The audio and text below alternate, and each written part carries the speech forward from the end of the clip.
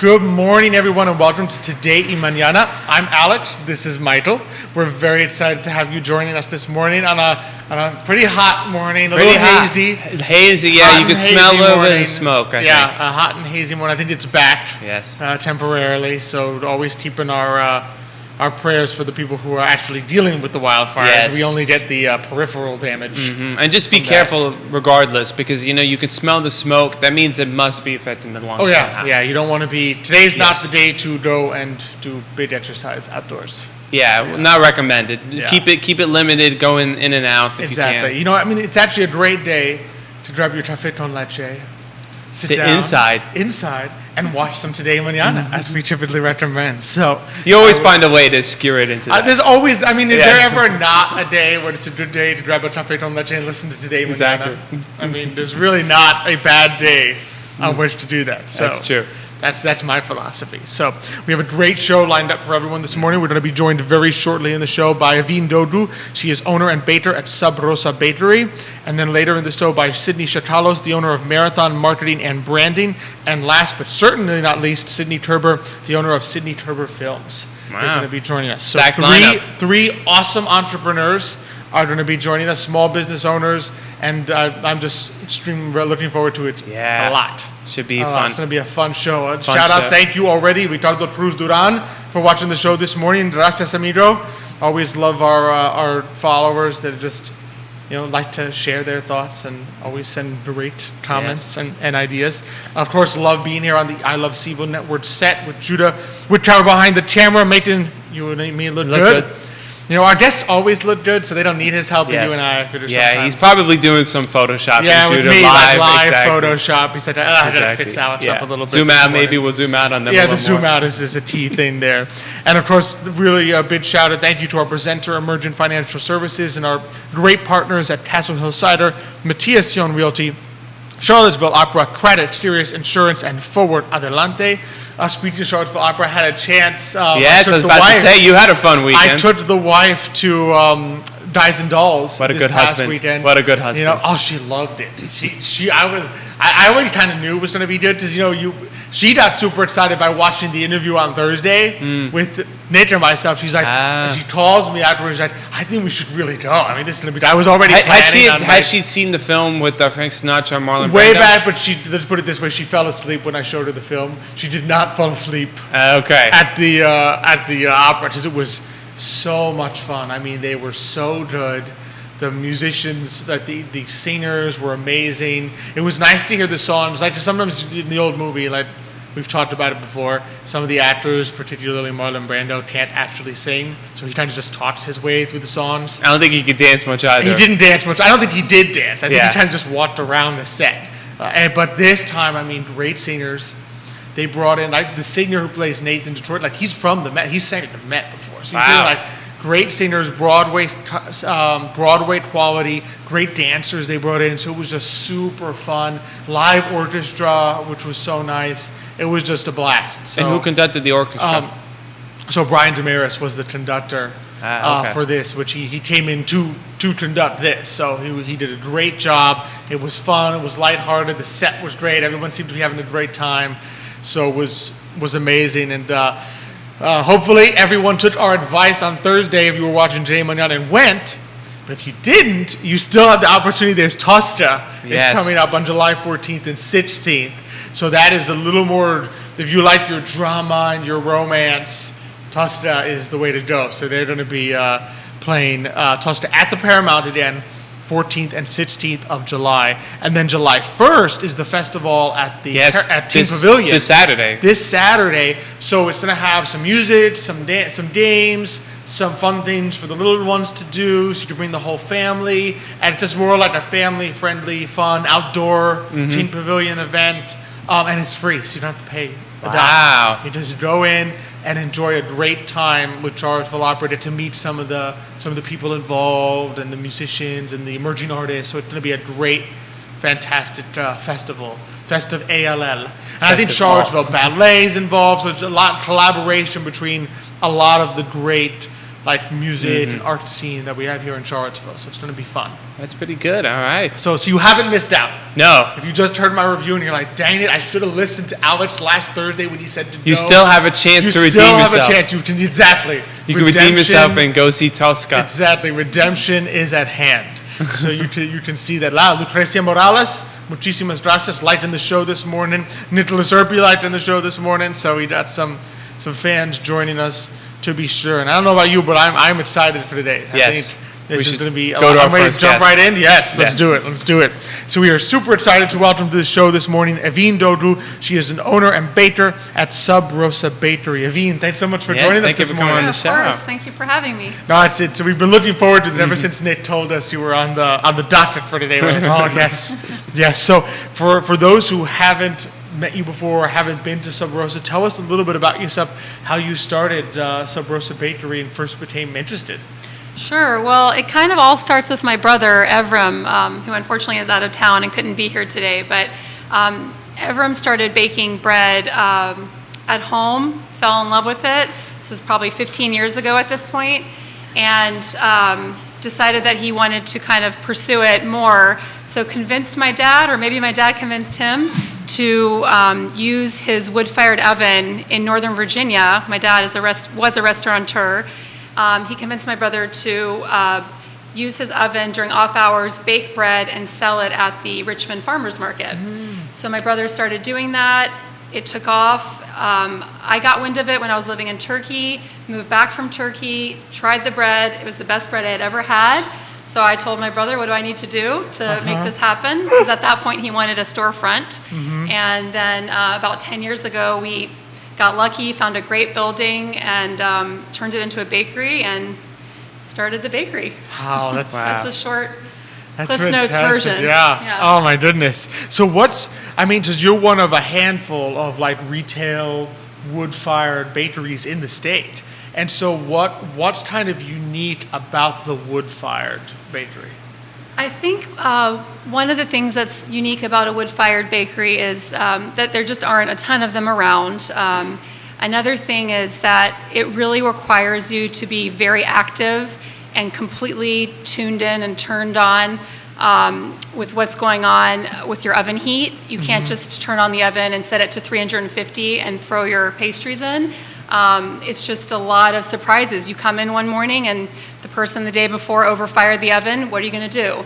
You come in one morning, they underfired the oven. What are you going to do? So it really requires very active skill and being in tune with the actual thing that you're baking out of. Wow, so you appreciate the challenge and the every morning you're coming out, it's like, oh, hey, what adjustment do I have to make? Yeah, exactly. And we've dialed it in over the years, but there's still some surprises. It's not a perfect science. It also we don't bake by live fire, so the kind of oven we have is a retention heat masonry oven. So we're baking with the residual heat from the day before. So unlike pizza, where you're baking with a live fire, that's not what's happening. So I can't say with 100% confidence that there's a huge difference in the taste. Like if we all did a blind taste, we might not be able to tell which one was coming from the wood-fired oven. But I would say that with the texture, especially of our pastries, the wood-fired heat really, I think, plays a role. Yeah. And it plays a role how? Because it's cooking slower or faster? I think it's something about that. It's almost like when you sear meat or something. And again, there's no science behind what I'm saying, but I feel that when we throw the pastries and bread in the oven, that initial high heat just kind of creates this really nice, crispy outward part of the pastry and really nice, moist interior. Wow.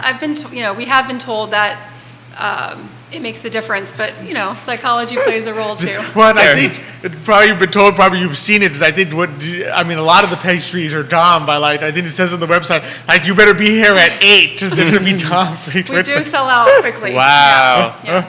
Absolutely. So what are some of the favorites that people will often come and enjoy from the bakery? The top selling item is our pain au chocolat, which is the chocolate croissant.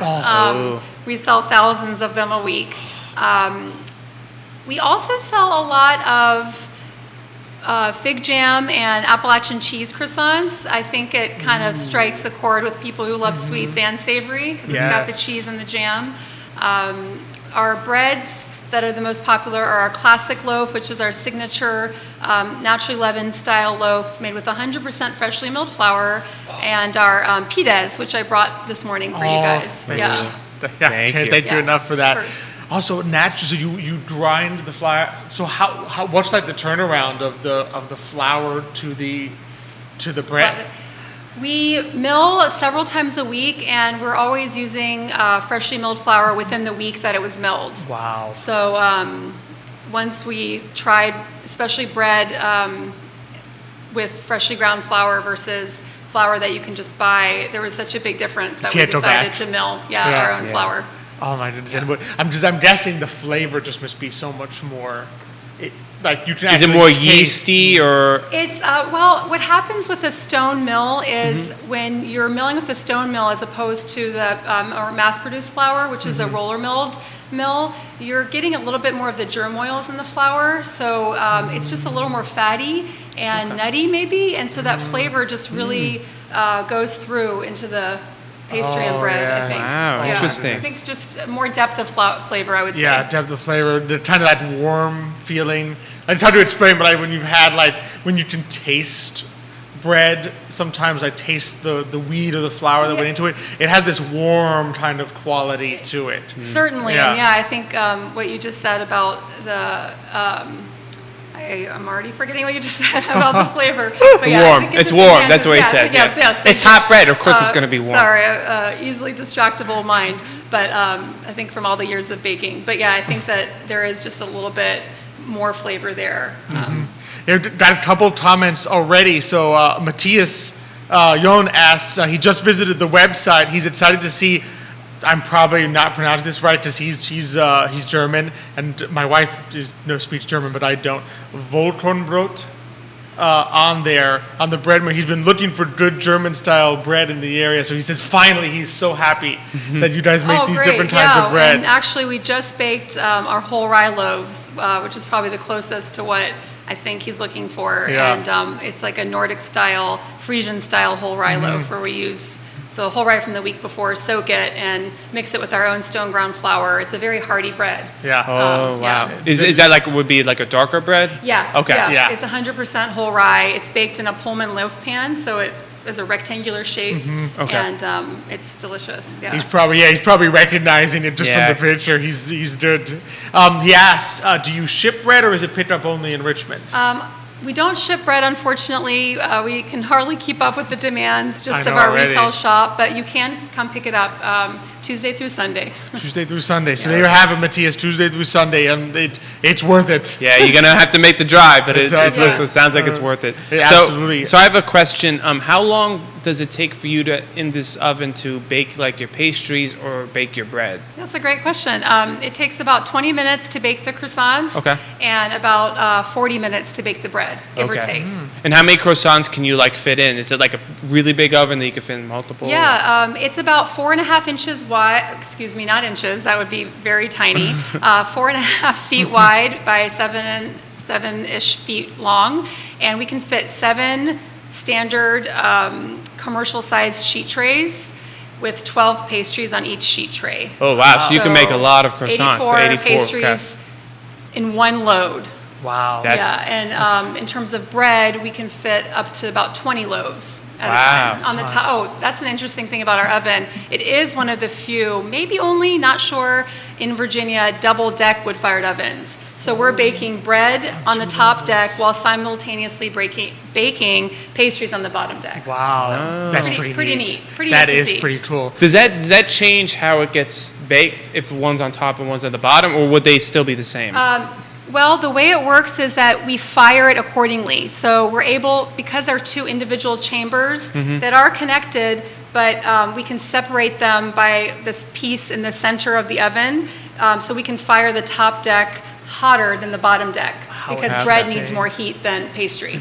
That's so amazing. Does that answer your question? Yeah, it does. Wow. How interesting. Kevin Higgins watching the show this morning. Thank you. He has a question. He asks, is there one type of wood when you're heating the oven that makes the best bread, or do you change the type of wood depending what you're baking? Oh, that's a good question too. No, we mostly just use locally sourced wood that comes from Powhatan. It's oak and mostly that, and it's from trees that have usually like fallen anyway. So we just use the one type. The one type, how interesting. Yeah. But local, I love that everything is local. Yeah, and I do think that, I know with barbecue joints and stuff, I think that's super important, the wood, but for us, as long as it's dry and seasoned and ideally just local and from trees that have already been fallen down, then that's good for us. Yeah. It just makes sense, because in reality, it's not as though there's the smoke from the wood that's permeating the bread.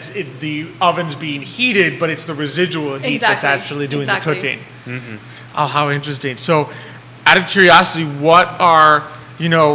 how do you think of, I'm always curious for like bakers, and there's that creativity that comes in. How do you just make a decision, okay, here's something that we want to try to bake new or next?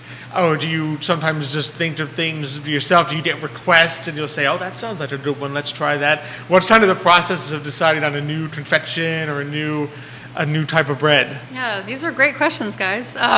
So a lot of times it's the seasonality that dictates what we're doing. We work with farmers in Virginia and buy all of our produce and fruit from them. So the squash is in season now, so then we think, okay, what different cheeses go well with squash? What herbs go well with squash? So definitely the season. Also, I would say that over the years, the different bakers we've had have been very creative, and they'll want to try something, and as long as it kind of fits with Rosa and it can be baked in our oven, because the oven is challenging, we'll go for it. So I think it's a combination of the people that we're working with and the seasonal vegetables and fruits that we have.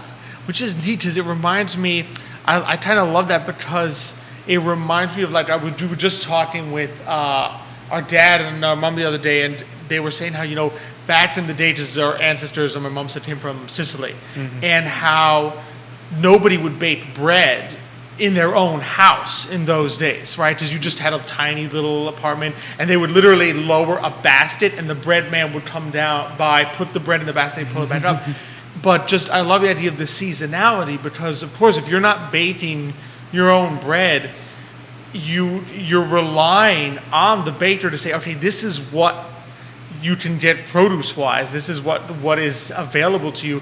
I'm going to bake something that will sort of correspond to that or use it, because in the traditional way that people used to bake bread, you weren't calling up, California and being, okay, yeah, this is in season all year long. Exactly. You just had to deal with what was there, and it was probably nice for people who just had an apartment or just had to buy their bread from the local baker to say, oh, good, I get to have this now because it's the season, sure, rather than saying, well, it's just the same thing being churned out of a factory every single day. It varies depending what else is out there, which is just such a neat thing that's sort of being carried on by you, and that people can enjoy that seasonal variety. Certainly, yeah.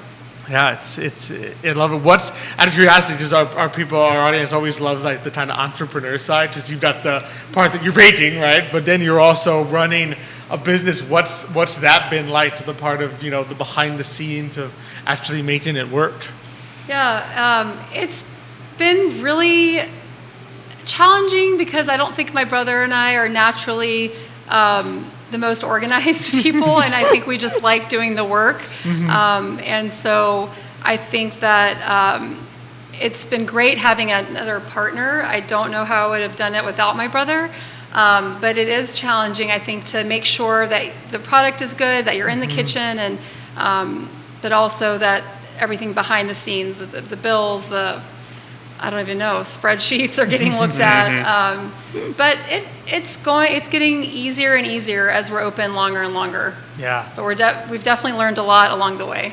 Yeah. To be sure. No, it's a challenging, but I can tell by how much you enjoy that it's rewarding. It's worth it, yeah. Way. It is rewarding. And actually now, as I've gotten older and been doing this for 10 years, wanting to learn something new, being able to kind of learn more about the entrepreneurial side, all of the things maybe we should have even focused on earlier. It's been enjoyable learning about them. Yeah, absolutely. Absolutely. Got some more lights here. Jerry Miller lights in the show. Elizabeth Urpí is Nick's wife, another avid bread baker. I know that she likes to bake bread at home. She's lighting in the show this morning. She's loving it. So thank you all for watching. So Evin, Dada asked, okay, normally my last question is always like, where can people find you? Sure. But I'm gonna combine that with, because I know the pastry sold early, what's typically the best time if we got our audience in Central Virginia that's like, okay, I really want to go. What's the best time to stop by, and where should people go to find you? So I would say the best time to stop by in terms of variety is between 8 and 10 a.m. We open at 8. After 10, we still have a decent amount of pastry and bread, but sometimes the things you may really want might have already sold out. We also have online ordering 48 hours in advance, so as long as you place an order 2 days ahead of time, you can get whatever you want, pick it up whenever you want, after 9 a.m. So that's something I always try to make sure people know. That's fantastic. That's a great service. Yeah, if you've got like one or two things that you're like, oh, I would really like. It does take a little bit of forethought. I know I would be really bad at online ordering at my own bakery, but for those of you who are not thinking ahead of time, that works great. And you can find us in Churchill, a historic neighborhood near the Main Street train station in downtown Richmond. That's where very you can easy, find us. yeah. 620 North 25th Street. There you go. And subrosabakery.com, I think, is where you can also do the advanced order. Exactly. Okay, yes. Absolutely. Evin, I can't tell you how much we appreciate you coming down here. Yes, driving thank you here so much. And No sharing problem. about Thank you this so with much. us. Sharing your stories and your food, especially. Yeah, of course. You're welcome. Hopefully we'll see you in the shop. Oh, absolutely. yeah, We'll see you in the shop. And when your brother gets back, who knows, in the future, we'll have you both back on. Oh, yeah. He's a much more entertaining and funny. Oh, you were No, you were fantastic. fantastic. You were No, No, fantastic. not saying that to Fish, but he's just, it's his hidden talent. He could have been an actor. Oh, there you go. So, Evin, thanks so much for Thank You're you so welcome. much for Thank you coming. very It's a much for pleasure. having me. Thank you. It was so neat. Really appreciate That it. was We really rotate interesting. here. Yeah. So Evin's going to rotate out, and then our net's just going to rotate in. Simona Westland liked in the show this morning. Thank you, Simona. Always appreciate the likes and the viewers. So interesting.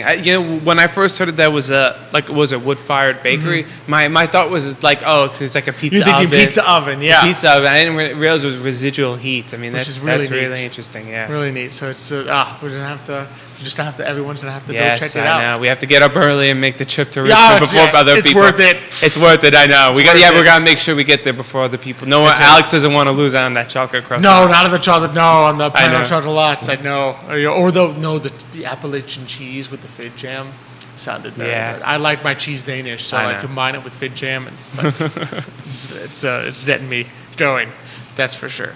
So from one date guest to another, we're very excited to welcome to the show this morning Sydney Chakalos. She is the owner of Marathon Marketing and Branding. Sydney, thanks so much for joining us thank you this for morning. coming on. Thank you Sydney. guys so much for having me. No, I it's- gotta say, I'm hungry after listening. I to know. that segment. I know. It's the only price when we have great, bakers and food on. It's like, now I'm hungry. To be sure. So Sydney, for those who haven't met you before, tell us a little bit about yourself, how you first became interested in marketing and branding.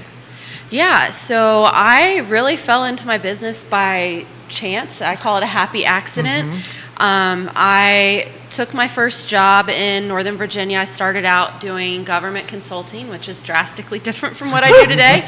But I was doing communications and marketing work on the project I got assigned to, and I really fell in love with a lot of the work and coming up with a message to reach people and figuring out, how can we design things that, get people's attention, get them to pay attention to what we're doing and our efforts. And fast forward about 6 months in the job, and my husband, at the time he was my boyfriend, but his parents both own 2 restaurants. They've been in the community where I'm from in Warrington for years, and they felt like they weren't getting what they wanted out of their marketing investment, particularly as it pertained to social media. And knowing I had the business degree, I had been doing some marketing work, they came to me and said, did you want to try and do the marketing for our pizza restaurant and take over the social media? And of course there was some nice supplemental pay that came. And when you're young and living in the city, it's expensive. I said, okay, let's give it a shot. I'm going to learn how to do social media for a local business. And I really just came to love what I was doing. A few months after doing the pizza restaurant, I started working on their other restaurant, and then My dad has a pest control business. I started helping him. He has some friends who have businesses. I networked with them, started working and doing social media for their business, and then fast forward to 2019, I have 5 clients on the side. I was working full time and finally said, okay, I got to choose one or the other. Yeah. And I found myself loving what I was doing with the social media work and took the leap. And officially February 2020 was when I left my full-time job and started doing what I do. Wow. That's just right before the pandemic, too. Yep, 1 month before the pandemic. It was an interesting time, but it actually was a blessing in disguise for my business, because the pandemic hit, and all of a sudden a lot of local businesses that had relied on word of mouth or just having that steady flow of people coming in were all of a sudden going, what do I do on social media? How do I reach people? What do I need to do? In terms of email marketing, how do I start communicating? And so people really started to prioritize it and think about it. So I had an influx of people that were coming to me to learn. Yeah, absolutely. It's what made people think, like, hey, you know what, I need to have, even beyond, like even once the pandemic ends, like, you need to have a social media presence. Yeah, I mean, even when you're a staple and you've been around for years and you've got your regulars that come in, you still need to have that way to communicate with them online today. Absolutely. What are some of the things, like, I'm curious, like, what are some of the basic social media things that you see a lot of businesses, small businesses in particular, having trouble with at the beginning? Yeah, this is a really good question. The biggest thing I see is consistency, and I think that is just like a universal struggle across the board, regardless of what stage of entrepreneurship you're in or your business is in, because you've got so many competing priorities as a local business owner. You've got your customers and your employees and all these other things that you're managing, and so social media requires a lot of time and effort, and it's hard to find the time to stay consistent with it if you don't have a process, if you're not dedicating some time each week towards it. And so I find that's really the biggest struggle. And then the other thing I think when you're starting out is just getting a little bit impatient. So marketing is really a long-term game. It is not something that just, I think today's culture, we see all these stories of these people that went viral and they created something and they go from 0 followers to 50,000. And then when you don't get those results, you're like, what am I doing wrong? Well, you're not necessarily doing anything wrong. It is a long-term game. It takes a little bit to build up your base, to build up that following, to start seeing the results from social media. And so if you get really impatient with it, you kind of tend to back off the consistency. You don't tend to prioritize it. Your mindset towards it is a little bit different. And then you kind of see those self-fulfilling results. Yep. And so I would say being patient with it and being consistent are the two big things. And when you say consistent, what does that exactly mean? Like posting like every day or exactly? Yeah. So this is another thing. Like you get a lot of advice out there from people on this. And a lot of people think you have to be on social media every single day to see results. And I think that that's one of the quickest ways to burn out. Because if you're not like me where you're in the marketing every day and you really love it, it can be really time consuming. I would say consistent is 3 to 4 times a week. Showing up 3 to 4 times a week, just communicating with your following, what's going on behind the scenes, or featuring an employee, or doing something fun, like this morning we were preparing the pizza dough. Let's show like a video of the dough being prepared. Like there's a lot of low-hanging fruit and easy ways to get content. Get that out there a few times a week. And then one of my favorite tools to leverage is Instagram and Facebook stories, because I think a lot of people engage with those even before they start scrolling on their feed. So focus some time and attention there a few times a week and make an effort to stay top of mind with people. And what's an Instagram and Facebook story? So when you log into your Instagram app, you've got all those circles with people's updates at the top. Click those, and usually people will it's like a video, or it could even just be text with an update. It could be a photo. There's so many different fun tools that you can use with your Instagram stories. Yeah, it's good to know, because I know a lot of people who kind of get the burnout thing. It's like, oh man, I can't be on this every day. It's draining my life. It's like, it's good to know, like, consistency doesn't mean that you have to be like staring at Instagram 24 hours a day and doing those things. It's just more strategic than than just doing something every single day. And you want to be showing up enough that people don't go to your Facebook or Instagram account to check you out, and then you haven't posted in 3 or 4 months, and they're like, is this business still open? What's going on? They haven't shared anything. So staying consistent, and the Instagram stories are really great because they're more in the moment. They're a little bit more unpolished. You don't have to go through some fancy editing process to get content up on your story. It can be, people just kind of like that in the moment stuff and feeling like they're building that personal connection with you. Yeah, makes sense. And your business. Out of curiosity, and it may not have because I know you've got that family small business background, obviously on both sides now. How would you say has that impacted does that sort of background impact how you view marketing and branding? I would say it definitely impacts how I view marketing, branding, and also just how I approach my business in general. So really, I've got a long line of entrepreneurs. Both of my grandfathers were entrepreneurs. My grandfather on my dad's side was the one who started the pest control business in 1980 before my dad took it over after he passed in 2000. And then my grandfather on my mom's side, he had 2 restaurants up in Manassas, Virginia for a number of years. They moved down to Florida for retirement, started running a motel down there. And so I've seen them just run businesses growing up. I've seen how they really take care of their customers. I've seen that my grandfather, who started the pest control business, one of the philosophies that he had was, people don't care about what you know until they know you care. And so I feel like I've really applied that to my business, and I've also applied it to my marketing. When I'm creating content, I center it around my audience. I center it around my people. What are they going to care about? What do they want to hear about? What's going to gain their attention and build their trust so that they know that I understand what they're struggling with and I'm here to genuinely help with that.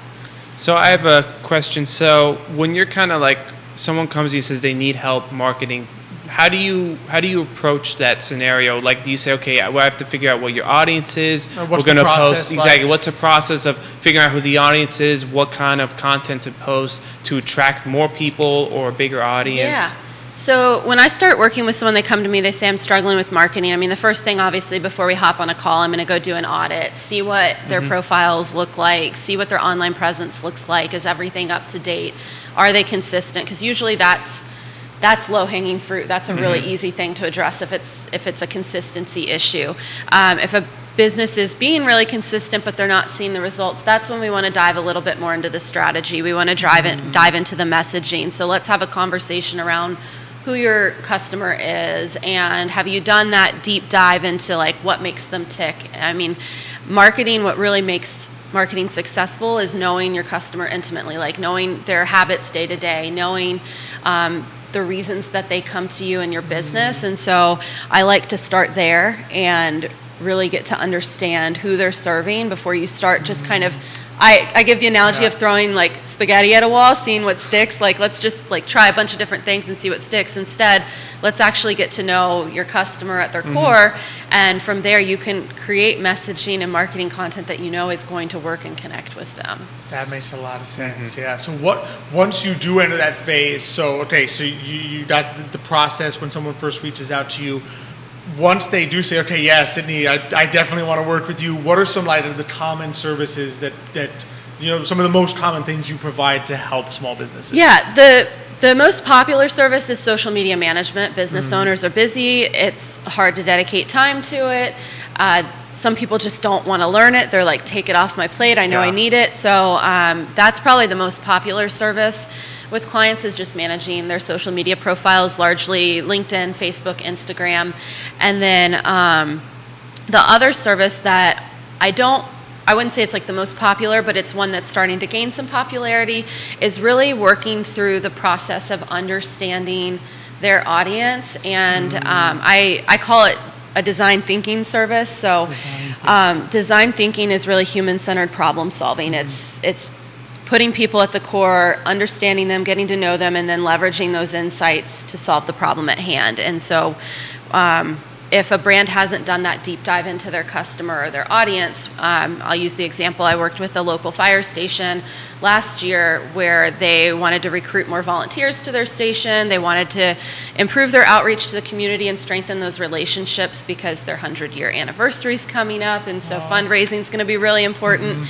And so I worked with them. I was interviewing the people that volunteer at their station, having, 30-minute conversations on Zoom to understand why they started volunteering, what they love about volunteering, understanding their stories, going through letters from the community where they had written thank yous or shared stories about how the department had helped them, and going through that process, and from there identifying, okay, these are really who the people that you're trying to target. These are your, I would call them customer personas of who you want to be reaching. And from there, we were able to build a whole marketing strategy and a social media strategy with messaging that aligned.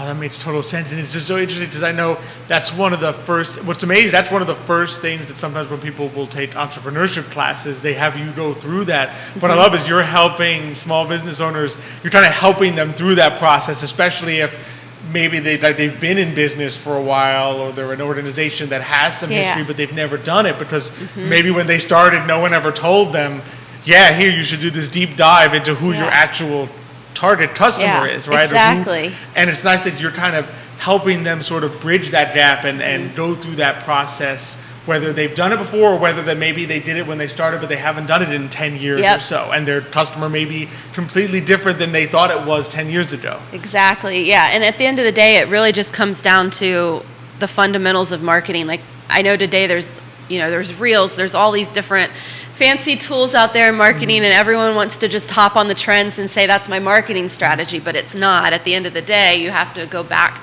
to those core principles of marketing and understand who you're serving.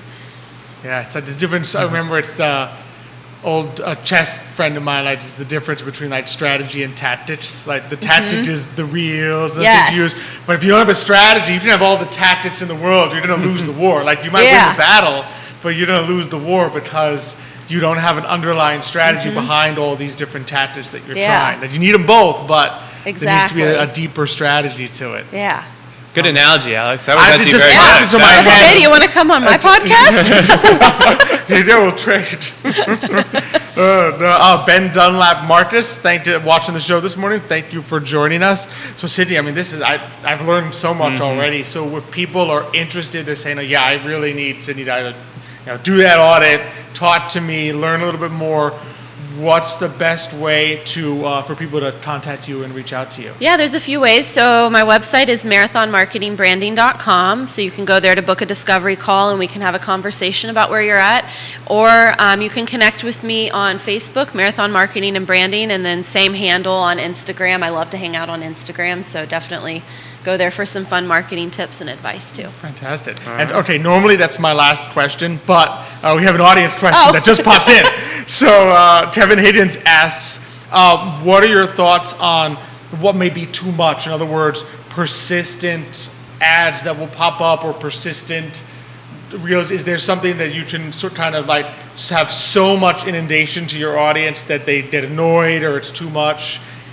Yeah, so I guess this is a two-pronged question. So if you're posting organically, I think you can, and this is where looking at your analytics is going to come in handy. So if you're putting content out there, 3, 4, 5 times a day, I personally don't think that's necessary. I think it is bombarding your audience, but also like the algorithms on a lot of these platforms see it as spam. So it's not necessary to be putting content out that many times.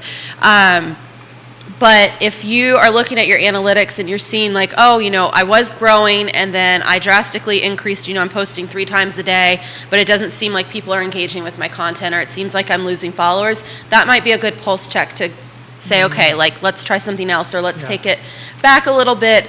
And then when it comes to ads, I would say if you're putting out paid content, use what's called dynamic creative. So have a couple different images or like a video, something on rotation, so that people are seeing your ad, but they're not seeing the same photo, 10 times over, where to the point where they're like, okay, I've seen this ad so many times that I'm going to click hide, but like find a way to keep them engaged. Oh, so, fantastic. Yeah. Thank you for that. Hopefully that helped. No, great. I always like to ask the audience questions. Yeah, so sorry to add that one in there, but I'm like, if the audience wants to know, we'll get it to them. So marathonmarketingbranding.com. Yes. Marathon Marketing Branding on Facebook, and then I think the same on Instagram. Yes. There you go. So very easy to get in touch with Sydney. Very easy. and have her help you out with those marketing and branding needs. Sydney, yeah, thanks so much for coming on Thank today. you. Thank you guys. I really appreciate it. No, same here. Same Here. here. Thanks for always enjoy it. Yeah. Always enjoy it. Take care. Yeah, a lot of tips learned, I think. Oh yeah, it's important to just have, especially because it's true. I mean, we're all in different phases of business, right? We all are experts at different things, and sometimes it's hard. I mean, I'm a finance person, right, to be an expert in marketing. So it's nice to have people like Sydney that can say, here's what I kind of live, what she kind of lives and breathes, right? And especially in this social media age that we live in. I think there's even a lot of older entrepreneurs who maybe started businesses 10 years ago. Let's be honest, Instagram wasn't like essential to growing a business 10 years ago. And Facebook maybe you don't even barely. have to be older. I remember when we first brought the business to Facebook, and I went to our younger cousin. She's like, what is she, 6 years younger than me? And I was like, Amanda, we're on Facebook now. And she's like, Alex, only old people are on Facebook. Young people are on Instagram now. I'm like, I just made it to Facebook. What do you mean? And so but I remember our dad told us there was a time when, right, any new client would check out to see if you had a website. And if you didn't have a website, they were like, there must be something fishy. Outdated. Right? They're outdated. There's something That's wrong, right? Is it legit? Well, now it's kind of the same with Facebook. I mean, the first thing I heard about a business, I don't check Facebook. If there's no Facebook, I'm like, are they still in business? Are they open? Yes. Like, what's going on? Or is this one of those like Prince of Nigeria scams or something like that? Yeah, is this sketchy? So it's just, you have to like be there.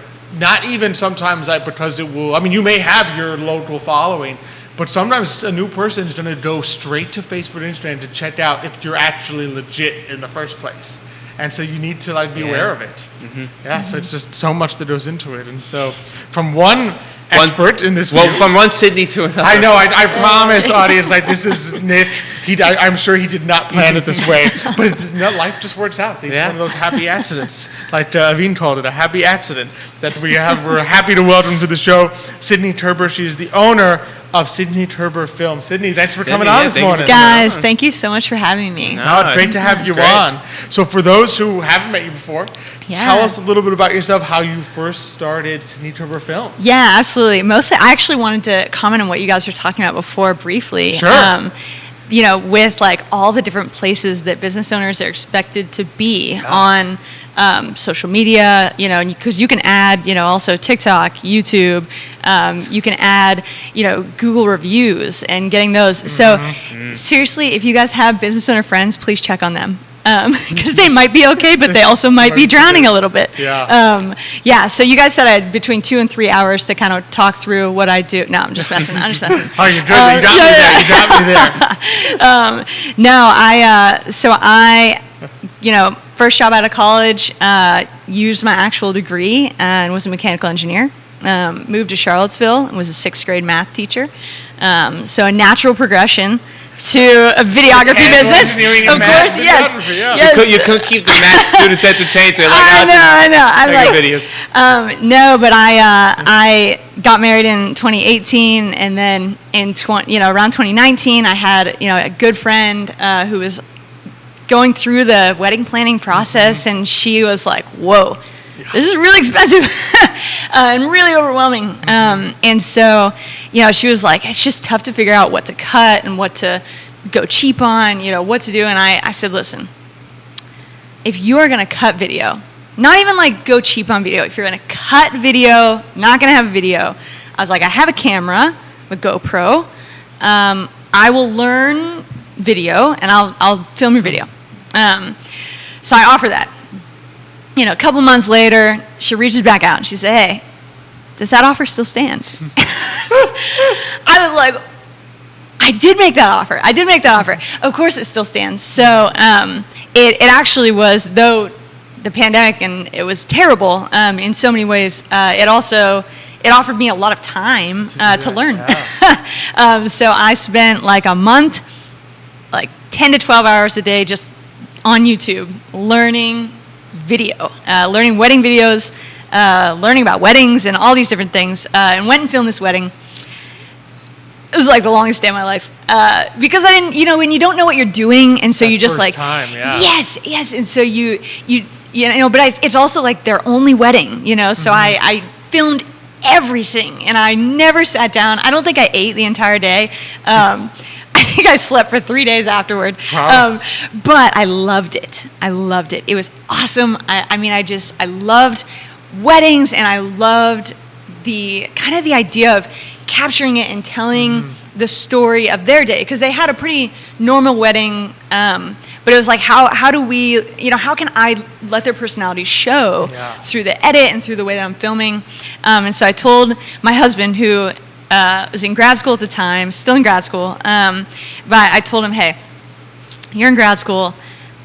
I was pregnant at the time. I'm like, I think this is a good time to start a business, and so I, in 2020, was like, I'm just going to learn as much as I can about videography, and started calling all of my engaged friends and was like, do you have a videographer? Because I'll do it for free or really cheap to get a little bit of experience. And so I filmed the first couple in 2020, and just still had that passion for it. And so, fast forward to this year, we're fully booked with weddings, and I am still in love with it. My husband actually came on and films with me, so a couple times a month we get a little date night, and we get to hang out, and we just really enjoy that time together.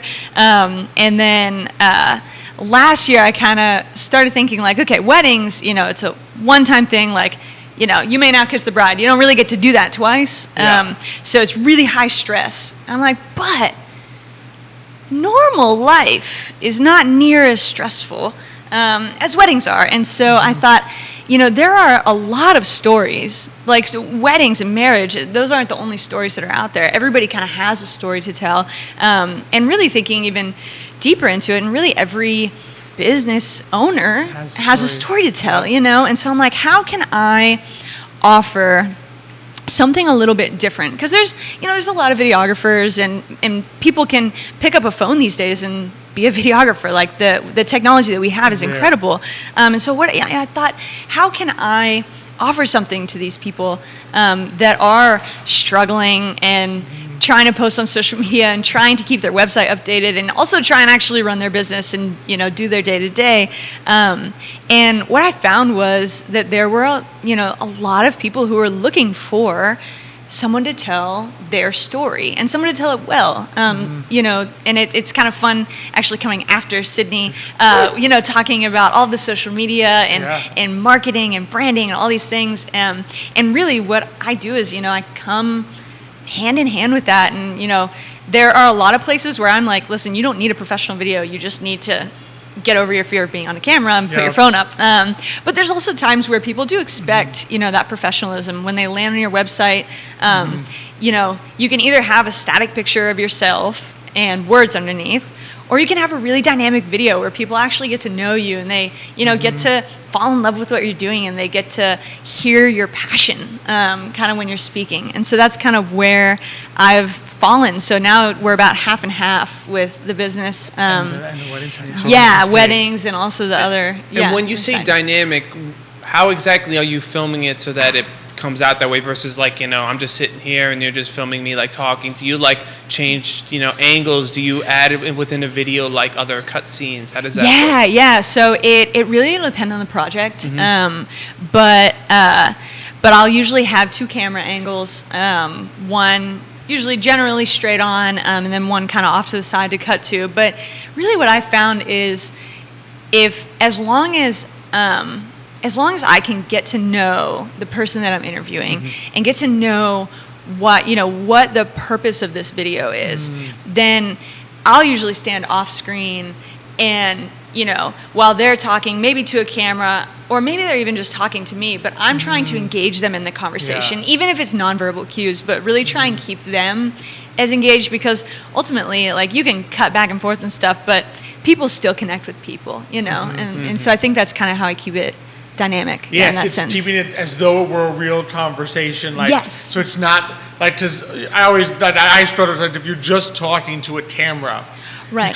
You deep down, you can talking. fake it as much as you want. Deep down, I'm talking to a machine. Yes. But to have that other person to bring out, like, as though this way the audience can then feel like, oh, he's talking to me. He's not talking to a camera. Yes, yeah. We're not hoping that somebody, lands on your website and watches your video. We're hoping they land on the website and they're engaged in a conversation with you that they start, and then they think, wait, I want to continue this conversation. I think I need to, reach out and connect, or maybe I'm going to go to the bakery. Maybe I'm going to ask, Sydney to do a little bit of marketing for me. Yeah. It's these how, connecting there with your customers. Yeah, it makes a lot of sense. So what's the process? Because I know you touched on it a little bit. Sure. Someone calls you up and says, okay, I really don't know where to start. I mean, I think I need some videos. My website is full of pictures and nothing else.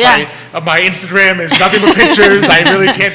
What's kind of the process of beginning to work with you when someone calls you up for the first time? Yeah, great question. The first thing on my end is I will go in and kind of similar to what Sydney said, I'm going to do a full audit and make a presentation for you about what am I seeing as someone who is just looking you up, who's looking to use your services or buy your product. And then I'm looking at your competitors and seeing what are they doing? What, is there something that's working for them? Is there ways that they're kind of falling flat and your audience isn't really interested in that? Maybe that, that similar audience that you might have. And so then we'll have that initial call. And really what I'm looking for is, what, kind of like you said, I'm not sure where to start. Well, where do you think, where are you interested in using video? Because really we can do, I meet with people who they just want, maybe one event covered. I do that with a couple UVA organizations where they have a big reunion event or they have their big concert and they just want that filmed. And maybe make a highlight video. That's easy. It's like, okay, sounds good.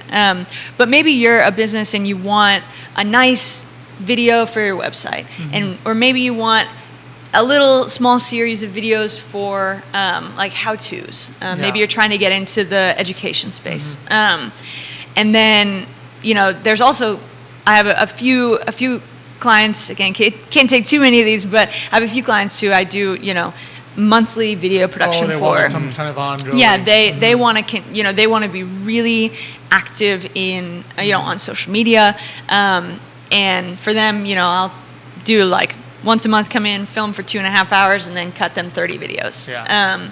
And so it really depends on kind of what you're looking for, what your goal is, and. So it's very open. There's a lot of communication. That initial conversation about what to figure out. Sometimes I would imagine a lot of times you're kind of helping them figure out what they want. Yes. Because they may not necessarily know it. Well, what do I say? What do I say? Right. And that's also something that, though I never would consider myself to be any type of social media manager, expert, or anything. Don't want to touch that with a 10-foot pole. But one thing that I also try to do for all of my clients is I'm not just going to give you a video and say, here's your video, have fun, but we'll have a nice vision for what the video should be, and then I'll say, hey, here's this video that you wanted for your website. I also think, here's it broken down so you can pull it into something like Canva, and you can maybe post it on social media. So I might kind of share with them here's ways to get a little bit more out of the investment that you made, rather than feeling like you have this one video that is good and then it's significant, there's a significant drop off to all the rest of your videos. Yeah. Makes a lot of sense. Yeah. What have you seen in terms of the way video works in branding as opposed to pictures or words? What does it kind of do in branding that people may not think about? Yeah, I think it is a tool, and so many people, myself included, when I first started out on kind of the entrepreneurial journey, I think it, you can lean on one thing to think it's okay, this is what this person does to go viral. I'm going to do that, and I'm going to go viral. I'm going to do that. I'm going to make this video, and all my problems will be solved. That's just not true, and we know that. And so I think video is a tool that works very well with the implementation of all of the other things that you're talking about, like good copywriting and pictures and solid relationships and engagement with potential and current clients. And so, but video, the one thing I think it really it really allows you to do is to show off who you are.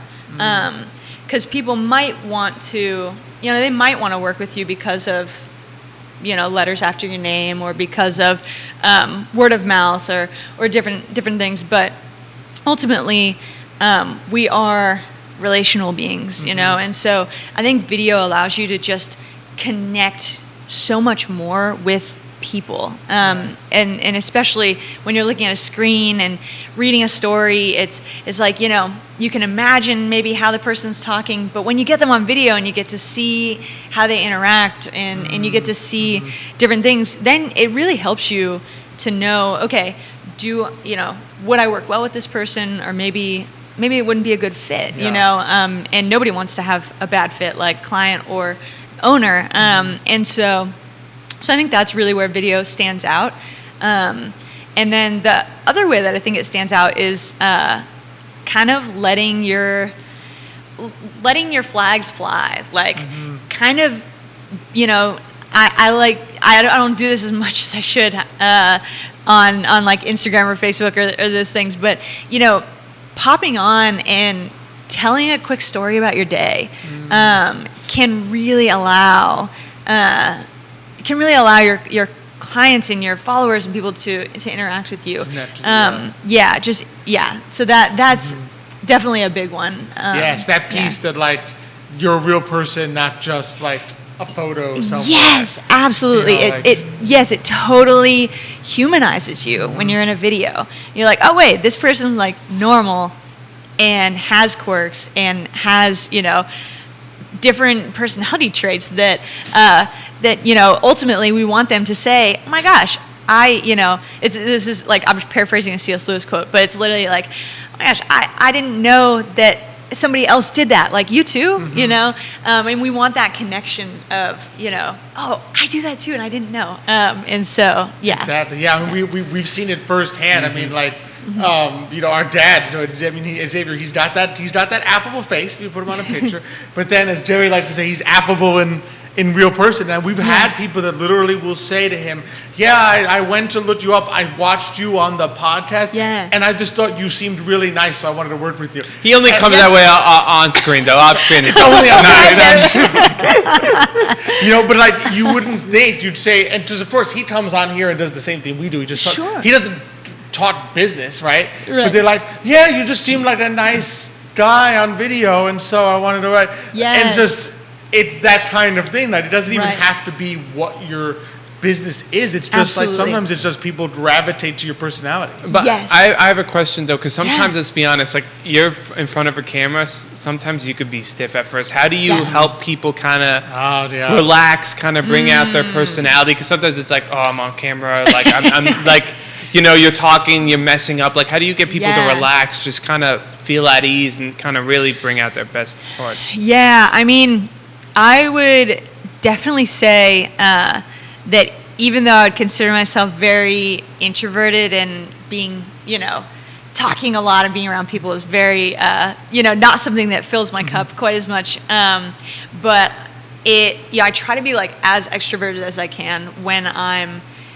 trying to get someone out of their shell, and trying to make them feel comfortable. I also let them know, like, this is not a one and done.